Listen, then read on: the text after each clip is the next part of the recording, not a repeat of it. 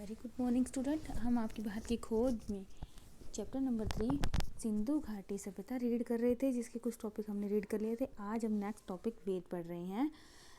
तो वेद जो है वे हिंदू लोग उसे वेदों को प्रकाशित धर्म ग्रंथ मानते कि एक तरह का ये धर्म ग्रंथ है, लेकिन जब इसका असली महत्व है इस बात का उद्घाटन करने की, इस बात की शुरुआत करने के कारण के विचारों की जो आरंभिक अवस्था थी कि मानव के विचार कैसे होते थे, मानव की सोच कैसे होती थी, तो वो अपने विचारों को कैसे व्यक्त किया था इसके अंदर, ये इसमें इसका महत्व इसी में है।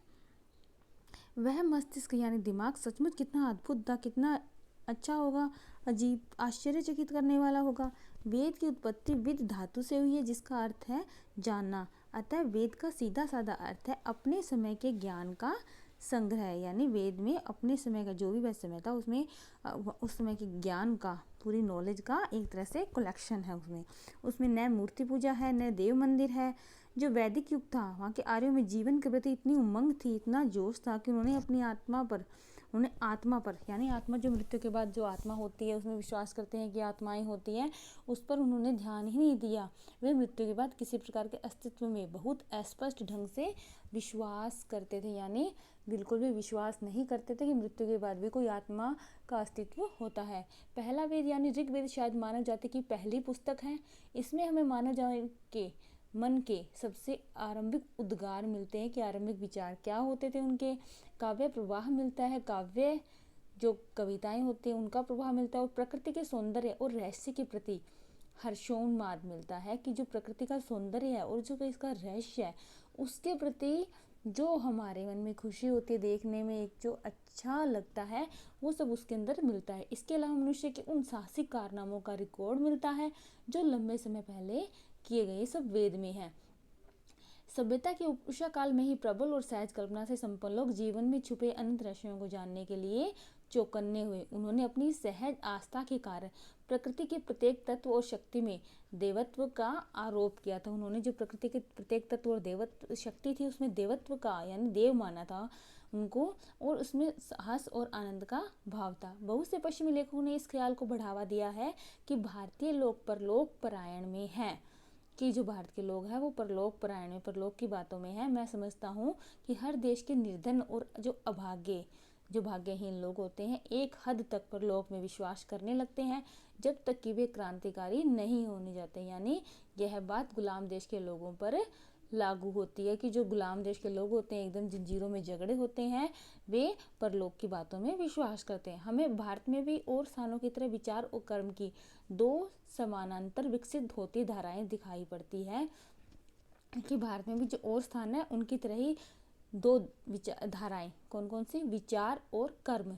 एक जो जीवन को स्वीकार करती है और दूसरी जो जिंदगी से बचकर निकल जाना चाहती है।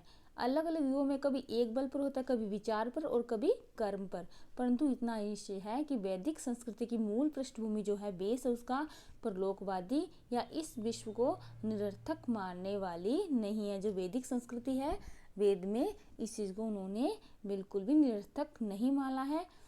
जब भी भारत की सभ्यता में बहार आई तो तब ऐसे हर दौर में जीवन और प्रकृति में लोगों ने गहरा रस लिया, कि जो भारत की सभ्यता में जब बहार आई है, खिले हुए हैं, सब अच्छा माहौल हुआ है, तब ऐसे हर दौर में जीवन और प्रकृति में लोगों ने गहरा आनंद लिया है, रस की अनुभूति की है, जीने की प्रक्रिया में आनंद लिया है, यानी अच्छे जीवन जिया है। ऐसे ही युगों में कला, संगीत और साहित्य, साथ ही गाने नाचने की जो कला, चित्रकला और रंगमंच, सबका विकास भी, यानी इन कलाओं का विकास भी हुआ था।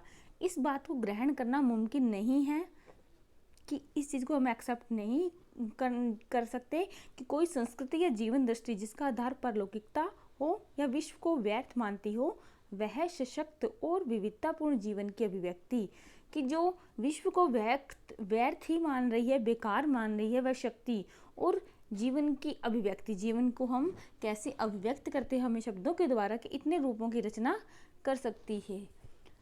कोई संस्कृति जो बुनियादी तौर पर परलौकिकतावादी होगी वह हजारों वर्ष बनी नहीं रह सकती। यानी कोई संस्कृति जो परलौकिकतावादी होगी, परलोक वाली होगी, दूसरे लोक वाली होगी, वह हजारों वर्ष उसका अस्तित्व नहीं बना रह सकता। कि जो परलौकिकता में विश्वास करती है जो संस्कृति, वो काफ़ी लंबे समय तक नहीं रह सकती, जैसे सिंधु घाटी सभ्यता लंबे समय तक रही है। भारतीय संस्कृति की निरंतरता, हमें आरंभ में ऐसी सभ्यता और संस्कृति की शुरुआत दिखाई पड़ती है जो तमाम परिवर्तनों के बावजूद आज भी बनी हुई है। मतलब जो भारतीय संस्कृति की सभ्यता और संस्कृति है वह निरंतर बनी है। इसमें मूल आदर्श आकार ग्रहण करने लगते हैं और साहित्य और दर्शन, कला और नाटक तथा जीवन और तमाम क्रियाकलाप इन आदर्शों और विश्व दृष्टि के अनुकूल चलने लगते हैं। कि जो भारतीय संस्कृति निरंतरता जो चल रही है, ये सब साहित्य और दर्शन, कला, नाटक और जीवन की जो तमाम हमारी जो क्रियाएं होती है, क्रियाकलाप होते हैं जो हम करते हैं, इन आदर्शों और विश्व दृष्टि के अनुसार ही चलने लगती है। विश्व दृष्टि के अनुसार विश्व में इस समय इस विशिष्टतावाद और छुआछूत की प्रवृत्ति का आरंभ दिखाई दे रहा है। छुआछूत की प्रवृत्ति का आरंभ दिखाई पड़ता है, जो बाद में बढ़ते बढ़ते असहनीय हो जाता है। यह सहन नहीं होता। यह प्रवृत्ति आधुनिक युग की जाति व्यवस्था है। जो आधुनिक युग में जाति व्यवस्था बनाई गई है, अलग अलग जातियां, यही आधुनिक युग की है। यह व्यवस्था एक खास युग की परिस्थिति के लिए बनाई गई। इसका उद्देश्य था उस समय की समाज व्यवस्था को मजबूत बनाना और उस शक्ति और संतुलन प्रदान करना। किंतु बाद में यह उसी समाज व्यवस्था और मानव मन के लिए कारागृह यानी जेल बन गई। तो जो ये जाति व्यवस्था बनाई गई थी वह उस समय की समाज व्यवस्था को मजबूत बनाई गई थी, लेकिन एक समय के बाद यही मनुष्यों के लिए एक तरह से जेल बन गई। फिर भी यह व्यवस्था लंबे समय तक बनी रही। उस ढांचे के भीतर बंधे रहते हुए भी सभी दिशाओं में विकास करने की मूल प्रेरणा इतनी प्राणवान थी कि उसका प्रसार जो वह फैल गई कहाँ सारे भारत में, उससे आगे बढ़कर पूर्वी समुद्रों तक भी फैल गई। इतिहास के इस लंबे दौर में भारत अलग थलग नहीं रहा। ईरानियों और यूनानियों से, चीनी और मध्य एशियाई तथा अन्य लोगों से उसका संपर्क बराबर बना रहा। इन लोगों से, इन देशों से इसका संपर्क आपस में रहा। 3000 वर्षों तक का यह सांस्कृतिक विकास और उसका अटूट जो सिलसिला है, आपस में जो इनका संपर्क रहा है, वह आश्चर्यचकित करने वाला है, अद्भुत है।